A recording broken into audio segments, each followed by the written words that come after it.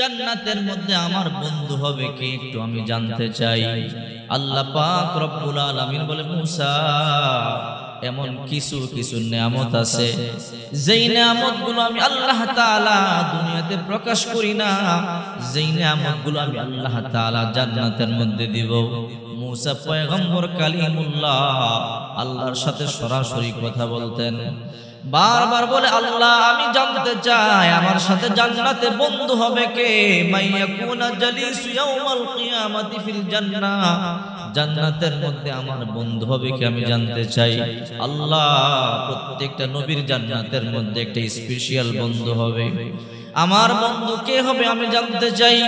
আল্লাহ পাক রব্বুল আলামিন বলে, মুসা, কিছু কিছু নিয়ামত আমি আল্লাহ পাক রব্বুল আলামিন দুনিয়াতে দেই না, প্রকাশ করি না, যেই নিয়ামতগুলো আমি আল্লাহ তাআলা পরকালের জন্য রেখে দেই।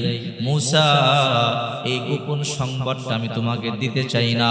রে মুসা, জান্নাতের মধ্যে আমি তোমাকে স্পেশাল একজন বন্ধু দিব। মুসা পয়গম্বর বলে, আল্লাহ না না, আমি দুনিয়াতে দেখতে চাই কে আমার বন্ধু হবে। মুসা পয়গম্বর নাসুর বান্দা বারবার বলে, আল্লাহ জান্নাতের মধ্যে আমার বন্ধু হবে কি আমি দেখতে চাই। আল্লাহ পাক রব্বুল আলামিন বললেন, মুসা, চাইছিলাম এই নিয়ামতটা তোমাকে দুনিয়ার মধ্যে আমি দেখাবো না, এই নিয়ামতের সংবাদ দুনিয়ার মধ্যে আমি তোমাকে দিব না, তারপরও যেহেতু বারবার তুমি আমার কাছে বলতেছো, এই জন্য আমি তোমাকে বলতেছি। মুসা রে, জালিসুকা ফিল জান্নাতি জাযা, জান্নাতে তোমার বন্ধু হবে একজন কসাই, একজন কসাই তোমার জান্নাতে বন্ধু হবে। মুসা পয়গম্বর বলে, আল্লাহ আমি কসাই বলতে বুঝি যারা গরু জবাই করে গোশত বিক্রি করে, যারা বকরি বেড়া দুম্বা জবাই করে গোশত বিক্রি করে, তাদেরকে কসাই বলে। আল্লাহ তাআলা বলে, মুসা হ্যাঁ তুমি সঠিকটাই বুঝতে পেরেছো। মুসা পয়গম্বর বলে, আল্লাহ এমন একজন কসাই কি করে আমার বন্ধু হয়? আমি একজন নবী, ও মালিক তুমি আমাকে তাওরাত কিতাব দান করেছো, তুমি আমাকে রাসূল বানাইছো, আমার সাথে কোন নবী বন্ধু হবে সেই কথা আমাকে বলো নাই, কোন রাসূল আমার বন্ধু হবে সেই কথা আমাকে বলো নাই, একজন কসাই কি করে আমার বন্ধু হয়? আল্লাহ পাক রব্বুল আলামিন বলে, মুসা রে, এটাই চূড়ান্ত সিদ্ধান্ত, আমি আল্লাহ চূড়ান্ত সিদ্ধান্ত করেছি, একজন কসাই তোমার বন্ধু হবে। মুসা পয়গম্বর বলে, আল্লাহ আমি জানি আপনার সিদ্ধান্তই চূড়ান্ত সিদ্ধান্ত, আয় আল্লাহ আপনার কথা নড়চড় হয় না, আয় মালিক আপনি কখনো মিথ্যা বলতে পারেন না, আল্লাহ আপনার কথা আমার বিশ্বাস হয়েছে, তবে আল্লাহ আমার একটা ইচ্ছা আপনি পূরণ করবেন কিনা বলেন। আল্লাহ তাআলা বলে, মুসা কি ইচ্ছা বলো? আল্লাহ আমি জানতে চাই আমার ওই বন্ধুটা কোথায় আছে।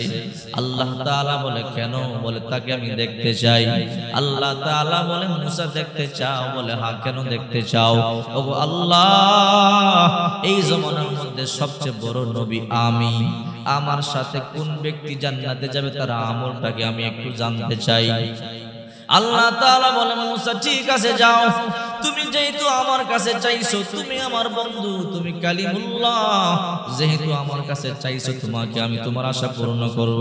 মুসা রে যাও যাও, অমুক বাজারে যাও, অমুক বাজারের মধ্যে গিয়ে দেখবা একটা দোকান, একটা দোকান, সুন্দর এক যুবক দোকানের মধ্যে গোশত বিক্রি করে, বাজারের কর্নারের মধ্যে একটা দোকান, মানুষ গোশত নিয়ে যায়, ওই আল্লাহর বান্দা ওই যুবক অত্যন্ত নেয় আর ইনসাফের সাথে গোশত বিক্রি করে, ওই যুবক গোশত কম দেয় না, মাপে গোশত বেশি দিয়ে দেয়। মুসা যাও যাও, তুমি তাকায় দেখবা ওই যুবকটাকে আমি আল্লাহ তাআলা তোমার জান্নাতে বন্ধু বানাবো। মুসা পয়গম্বর আল্লাহ থেকে ঠিকানা নিয়ে ওই বাজারে চলে গেলেন। বাজারে গিয়ে দেখে একটা যুবক অত্যন্ত ন্যায় আর ইনসাফের সাথে গোশত বিক্রি করে। ওই যুবক মাপে বিন্দু পরিমাণ গোশত কম দেয় না, বরং বেশি দিয়া দেয়। মুসা নবী অনেক লম্বা সময় ধরে দাঁড়ায় রইলেন। মুসা পয়গম্বর দেখো করে না, কথাও বলে না, নিজের পরিচয় দেয় না, পরিচয় দিলে তার আমল দেখতে পারবো না। মুসা পয়গম্বরের কথা হলো আমি দেখবো তার কি আমল, কোন আমলের কারণে আমার সাথে জান্নাতে যাবে। অনেক লম্বা সময় মুসা পয়গম্বর দাঁড়ায় রইলেন। যখন গোশত বিক্রি শেষ হয়ে গেল, অল্প গোশত রেখে দিল। অল্প গোশত রাখিয়া দোকান বন্ধ করিয়া ওই অল্প গোশত নিয়ে ওই যুবক বাড়ির দিকে রওনা করলো। মুসা পয়গম্বর কোনো কথা নাই, ওই যুবকের পিছনে পিছনে রওনা করলো। যুবক যেতে যেতে লম্বা সময় পাড়ি দিয়ে তার বাড়িতে চলে গেল। মুসা নবী বাহিরে, তার দরজার বাহিরে দাঁড়াইয়া রইল। মুসা পয়গম্বরের চিন্তা হলো, যুবক যদি আবার দরজা খুলে অনুমতি নিয়ে ঘরের মধ্যে প্রবেশ করব, তার কি নেক আমল, সেই নেক আমল আমি দেখব। অনেক লম্বা সময় দাঁড়ায় রইলেন, কিন্তু দরজা খুললো না। অনেক লম্বা সময় পরে মুসা নবী দরজার মধ্যে নক করে বলে, যুবক দরজা খোলো। ভিতর থেকে আওয়াজ, কে আপনি? বলে, আমি একজন মুসাফির, পথ চলতে চলতে ক্লান্ত হয়ে গেলাম, পরিশ্রান্ত হয়ে গেলাম। রে আল্লাহর বান্দা, তোমার ঘরে একটু জায়গা হবে বিশ্রাম করবার জন্য? মুসা পয়গম্বর নিজের পরিচয় দেয় না। ওই যুবক বলে, কোনো সমস্যা নাই, মুসাফিরদের মেহমানদারি করতে আমি বড় ভালোবাসি, বড় মোহাব্বত করি। ওগো আল্লাহর বান্দা, আমি আপনাকে চিনি না, আপনি আমাকে চিনেন না, আপনি আমার বাড়ি মেহমান হয়েছেন, আসেন, আমার ভাগ্য ভালো। যুবক মুসা পয়গম্বরকে ঘরে নিয়ে গেল। ঘরে নিয়ে যাওয়ার পরে ওই যুবক মুসা পয়গম্বরকে বলে, ভাই আপনি ঘরে অপেক্ষা করেন, পাশের ঘরে আমার একটি কাজ আছে, কাজটা সেরে আবার আমি আপনার কাছে আসবো। মুসা পয়গম্বর মনে মনে ভাবে, যুবক তোর কি কাজ? সেই কাজটাই তো দেখবার জন্য আসছি। মুসা পয়গম্বর তাকায় রইলেন।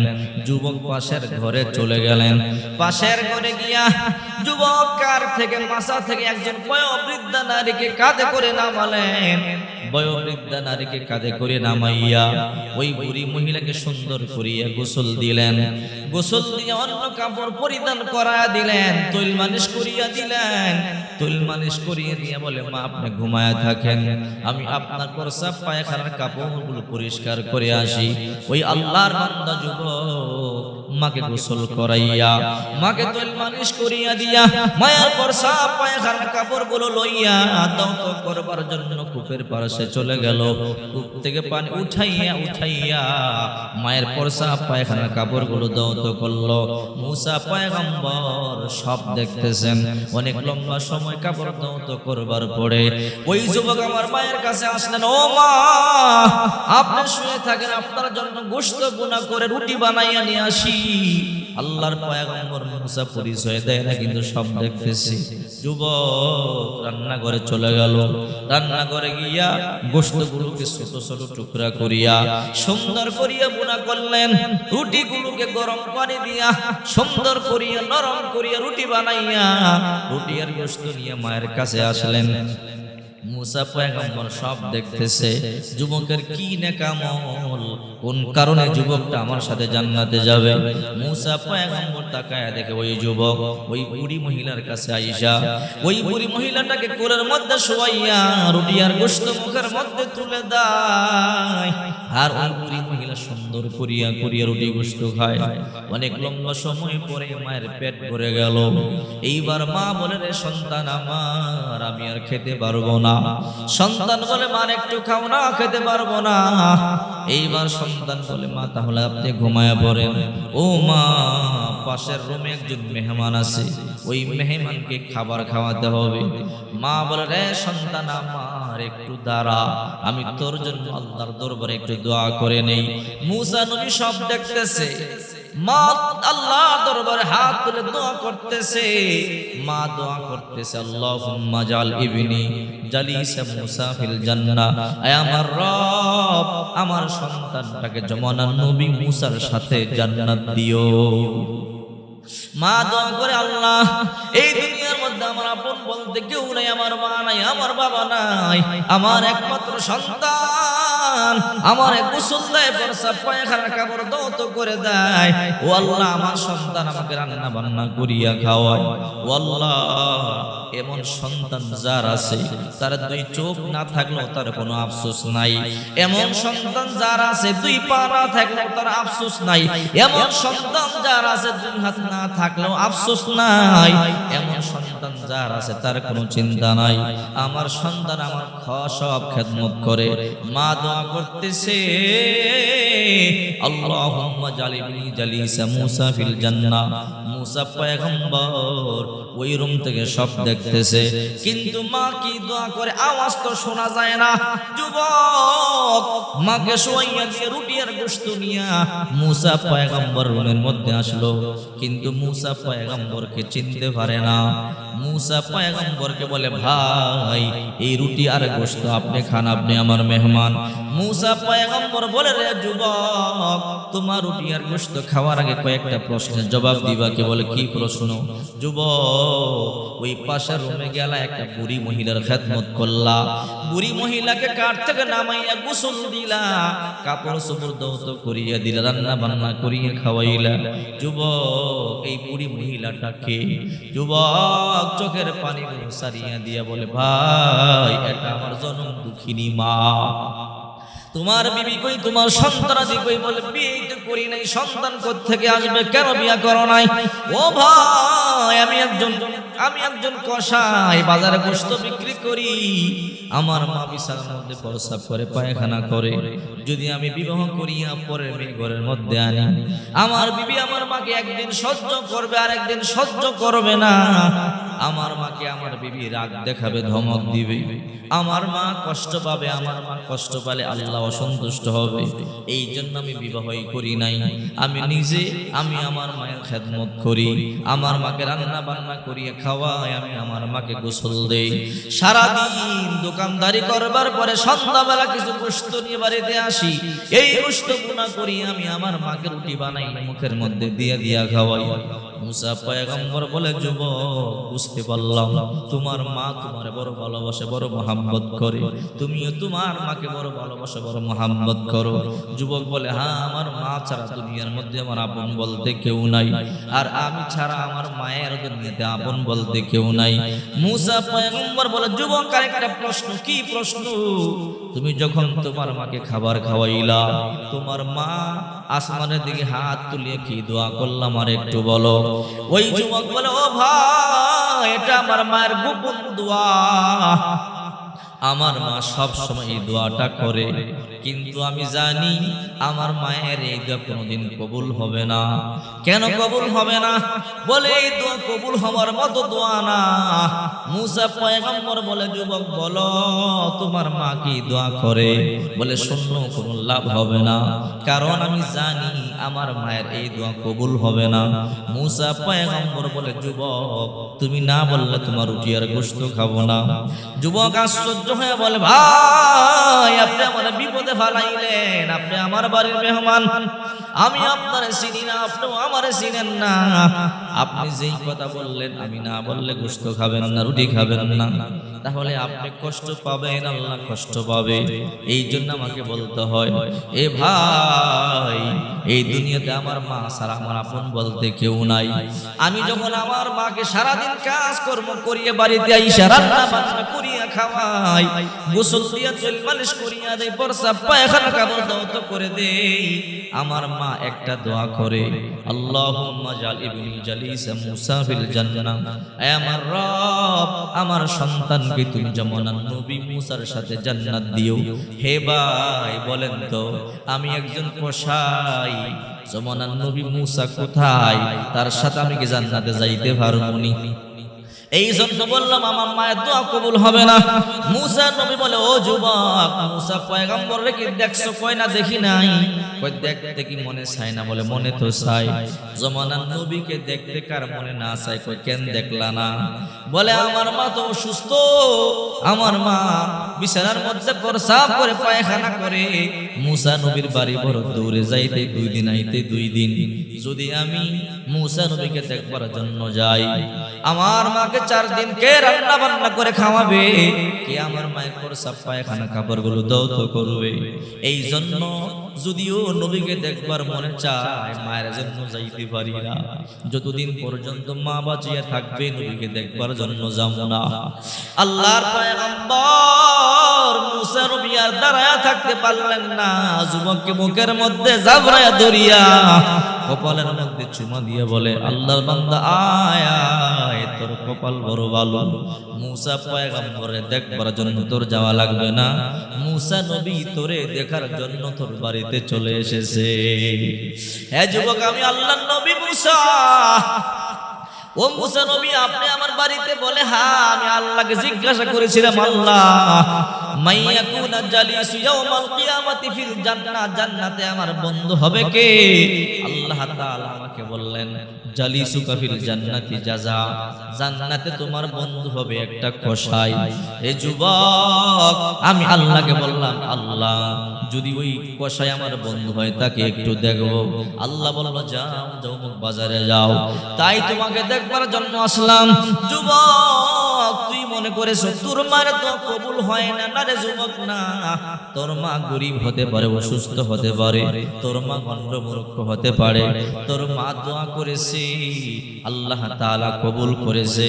আমি নবী হইয়া যেই জান্নাতটা পাবো, তুই তোর মায়ের খেদমত করবার কারণে সমান জান্নাতের মালিক হয়ে গেলি। এই জন্য আপনারা আমার নবী, বিশ্ব নবী মুহাম্মদুর রাসূলুল্লাহ সাল্লাল্লাহু আলাইহি ওয়াসাল্লাম বলেন, আল জান্নাতু তাহতা কদামিল উম্মাহাত, মায়ের পায়ের নিচে সন্তানের জান্নাত। আবার আল্লাহর পয়গম্বর বলেন, রিদুর রাব্বি ফি রিদুল ওয়ালিদাইন ওয়া সাখাতুর রাব্বি ফি সাখাতিল ওয়ালিদাইন, যার উপরে তার পিতামাতা সন্তুষ্ট তার উপরে আল্লাহ তাআলা সন্তুষ্ট, যার উপরে মা বাবা সন্তুষ্ট তার উপর আল্লাহ তাআলা সন্তুষ্ট। এই জন্যই আল্লাহ পাক রব্বুল আলামিন বলেন, তোমরা তোমাদের পিতামাতার শুকরিয়া আদায় করবা, পিতামাতার খেদমত করবা, পিতামাতার ভালোবাসবা, আল্লাহ তাআলা স্মরণ করা আদায়। রে গোলাম, তোর মা যেই তিনটা কষ্ট করেছে, ওই তিনটা কষ্ট দুনিয়ার কেউ করে নাই। আল্লাহ পাক রব্বুল আলামিন বলেন, ওয়া ওয়াসাইনাল ইনসানা বিওয়ালিদাইহি হামালাতুহু উম্মুহু ওয়াহনান আলা ওয়া ফিসালুহু ফি আমাইনি আনিশকুরলি ওয়া লিওয়ালিদাই। এক নাম্বার, তোমার মা তোমাকে 10 মাস 10 দিন গর্ভে ধারণ করেছে। আহারে, গর্ভের কত কষ্ট মা ছাড়া দুনিয়ার কেউ জানে না। আহারে, যখন সন্তান গর্ভে আসে, মা ঠিক মতো ঘুমাইতে পারে না। আহারে, মা যখন সারা দিন কাজ করবার পরে সন্ধ্যাবেলা মা ঘুমাইতে যায়, মা যখন বিছানার মধ্যে শোয়, সন্তান কলিজার মধ্যে একটা লাথি মারে, মা আর ঘুমাইতে পারে না। মা যখন ক্ষুধার যন্ত্রণা নিয়ে খাবার খাইতে বসে, সন্তান কলিজার মধ্যে লাথি মারে, মা দরজার মধ্যে দাঁড়াইয়া দাঁড়াইয়া কান্না করে। স্বামী বলে, কি রে বিবি, হঠাৎ করে মন খারাপ কেন? খাবার খাইতে বসলা দাঁড়াইয়া কেন চোখের পানি সারিয়া সারিয়া কান্না করো? মা বলে, রে স্বামী আমার গর্ভে আপনার সন্তান আমার কলিজার মধ্যে লাথি মেরেছে, আমি আর খাবার খাইতে পারবো না, আপনি খাবার খান। আল্লাহ তাআলা বলেন, এ দুনিয়াবাসী সন্তানেরা, এক নম্বরে হামালাতু উম্মুহু, তোর মা তোমাকে 10 মাস 10 দিন গর্ভে ধারণ করেছে, ওয়াহনান আলা ওয়ান, এরপর ব্যথার পর ব্যথা সহ্য করেছে। তোমার মায়ের একটা ব্যথা, প্রসবের ব্যথা। আল্লাহর হাবিব বলেন, যখন কোন মা সন্তান প্রসব করে, যখন সন্তান প্রসবের সময় যদি কোন মা মারা যায়, আল্লাহ পাক রব্বুল আলামিন ওই মাকে শহীদের মর্যাদা দান করে। বর্তমান বিজ্ঞান বলে, একটা মানুষের যদি ব্যথা হয়, পেইন হয়, 45 ইউনিট ব্যথা পর্যন্ত সহ্য করতে পারে।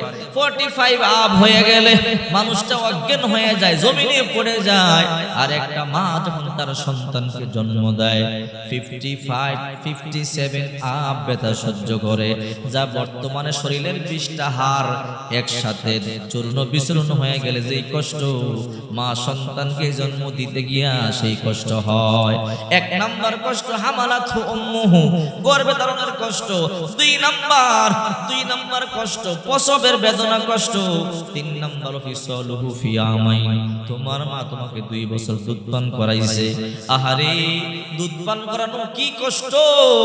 আহা, তুমি মা কাজ করতেছে, তুমি খাবারের জন্য চিৎকার দিয়েছো, দুনিয়ার কেউ বুঝুক আর না বুঝুক, মা বুঝে ফেলেছে। মা কাজকর্ম ধুইয়া তোমার মুখের মধ্যে দুধ দিয়েছে, মা ক্ষুধা লইয়া খাবার খাইতে বসছে, তুমি চিৎকার দিয়েছো।